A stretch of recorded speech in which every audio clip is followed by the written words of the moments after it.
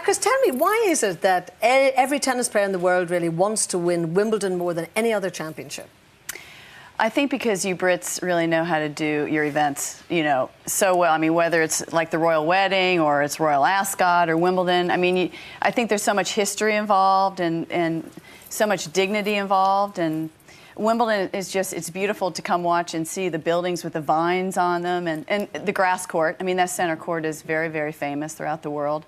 So, I mean, there are lots of reasons, but it is the one tournament. If you were to ask tennis players all over the world which term, if you were to pick one, the US Open, the French, whatever, they would say, I'd like to win Wimbledon. Is it all very noisy if you go to, say, Australia or in the States? It's like, I know when I used to play the US Open, it was like a baseball game. I mean, people are screaming and yelling, and it's good in a lot of ways because people are really getting it all out and choosing someone to root for. But when you walk out on center court, there's like a hush of reverence, of, you know, respect, and it's very quiet, and I think it always provided a better atmosphere for me, you know, really to go out and concentrate. So when you come to commentate, as you have done on a week like this for American television, when you're sitting there looking down on those famous courts, is there a little part of you that's reliving the days that you did it when you were out there winning?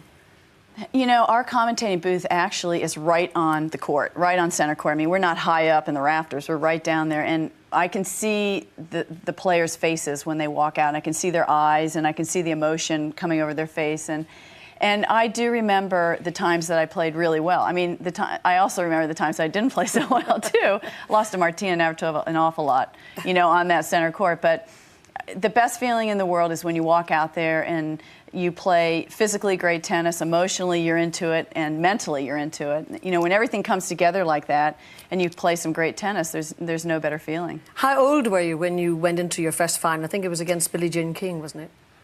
I was 17 when I had that semifinal match against Yvonne Goolagong. That was of big interest because she was from Australia, I was from the United States, and we were both very, very young.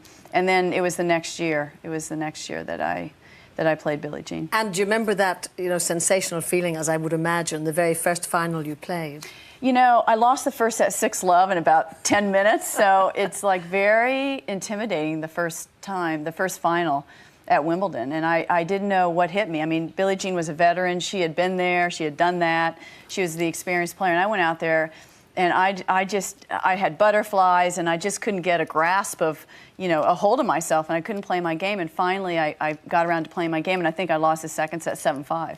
People say actually there's been a great void since she retired because there hasn't been that rivalry on court that you had with Martina. I mean, that went on for so long that in a way it's all got a bit dull by comparison. Would you agree with that? You know, I would have agreed a few years back, but now I think there's been a real resurgence, especially in the women's game. I mean, if you look at the younger players, Martina Hingis, the two, Venus and Serena Williams, Anna Kournikova, and then you have the veterans like Monica Seles, who's come back after the tragedy. You know, her father passed away a few weeks ago, and she went through the stabbing. So there's a big story. Steffi Graf, who's playing great this year at Wimbledon, and she, you know, has been injured. And I just think there's so many names and so many really interesting personalities that it's better now than it ever has been. Do you think? Because, I don't know, there seem to be like so many aces from the guys. The rallies don't seem to be the same. But the guys, we're not talking about the guys. Yeah, no, but I'm just thinking generally of Wimbledon, you know. Right.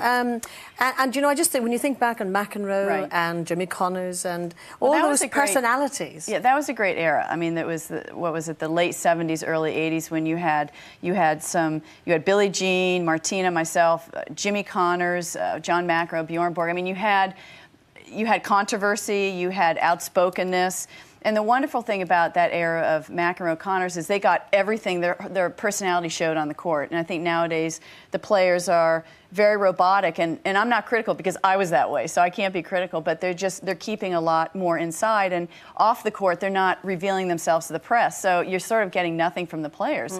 But I think on the women's side, I think we're doing a much better job in marketing. I think you're getting a lot more. And do you think that technology and different rackets, etc., and bigger money, do you think that has changed the women's game enormously? I think it's changed for the better. I mean, I think the one thing lacking in the women's game was always power. You always said, oh, the men are so much more powerful than the women, they deserve more prize money, But I think with the new rackets, the new equipment, I think the women have more power, and it makes it much more interesting. But I think it's hurt the men's game, because now on grass, especially at Wimbledon, it's a matter of serve and volley, and boom, the point seems to be over. So. Yeah, because some of the finals actually are, I'm not saying boring, because it's always exciting to watch, but they're just not like the old days in a way, with constant rallies and all of that. Well, constant rallies, and you know that we also, when we started out in the 70s, we were using wood rackets, so you know they weren't as powerful. We showed more finesse and more touch shots, and maybe more variety in our games. Now, when you decided to retire and you married the most delicious man, your Olympic skier, and you've got 3 gorgeous children now. I've had 2 delicious husbands. Yes, that's very true. I wasn't going to go over your husbands, but I was thinking about the current Both of them are and were and whatever. But was it, in some respects, after all that competition and despite all the success that you'd had, was it a relief not to have to undergo that pressure and to reach those levels? It was. I mean, I retired on my own terms, and that's what I hope every athlete retires when they want to. I was 34 years old. I've been on the circuit for so many years, a professional for 18 years, and mentally I just got burned out, you know, and it wasn't even my body. My body didn't fall apart. It was just the mental aspect of waking up and knowing I had to play a match, and I was going to be a winner or a loser at the end of the day. You know, it was just too much for me. So and even to this day, I mean, I think I've retired almost 9 years now.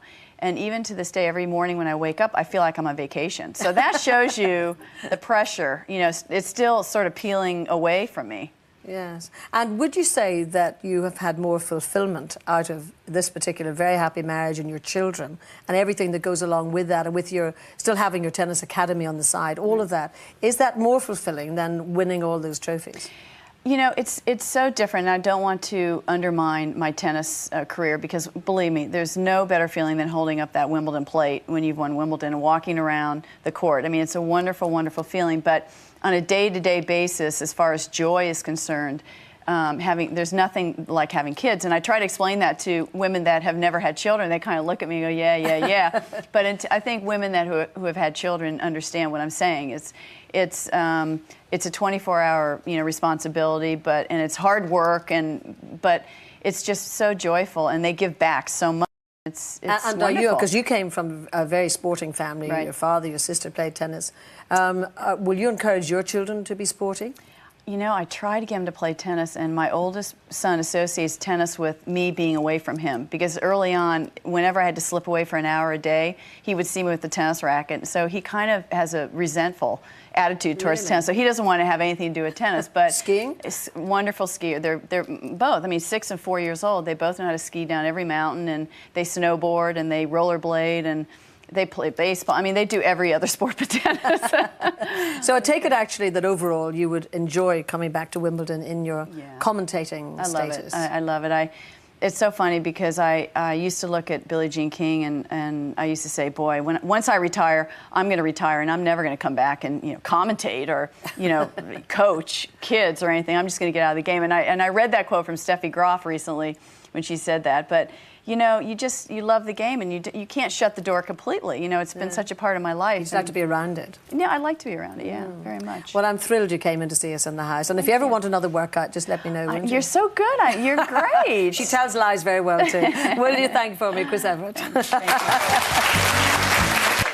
That's the thing, you know, that people say about Wimbledon these days. I mean, wonderful tennis and wonderful to watch, but it's all very serious these days. Is that because of the huge money that's at stake, that it has you don't get the characters, in other words, as much as you used to?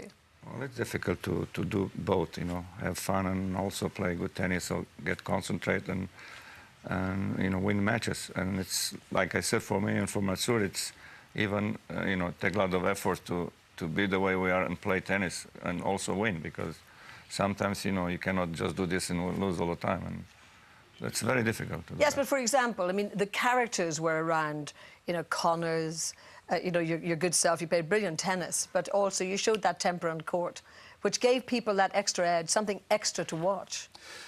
You have to be born, I think, with that. That's difficult. Well, you cannot ask somebody to be that way, have a personality, and also play unbelievable tennis. So if you have it, you have it. If not, you know. Yeah, and there's also, there are rules are changed, you know, and you know, I remember watching Ilya when he was playing, and you know, he could get mad at the umpire or I never get mad at umpire. Sometimes, or break his racket.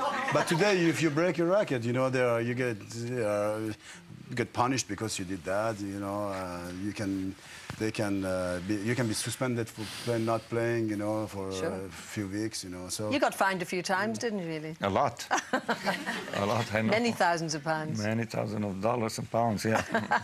Do you look back now and think, you know, that you just went too far a lot of the times, or do you think, well, that was it? I think it's too late. You know, it's sometimes after a match maybe, but now it's really too late. I think was a part of my career, and also that's the way I win and lose sometimes. You know, that if I was doing what I was doing, winning all the time would be unbelievable, but you know, I take risks when I was playing, like I was playing with the fire, you know, all the time. I think you still like to play with a bit of fire myself. Yes, that's good.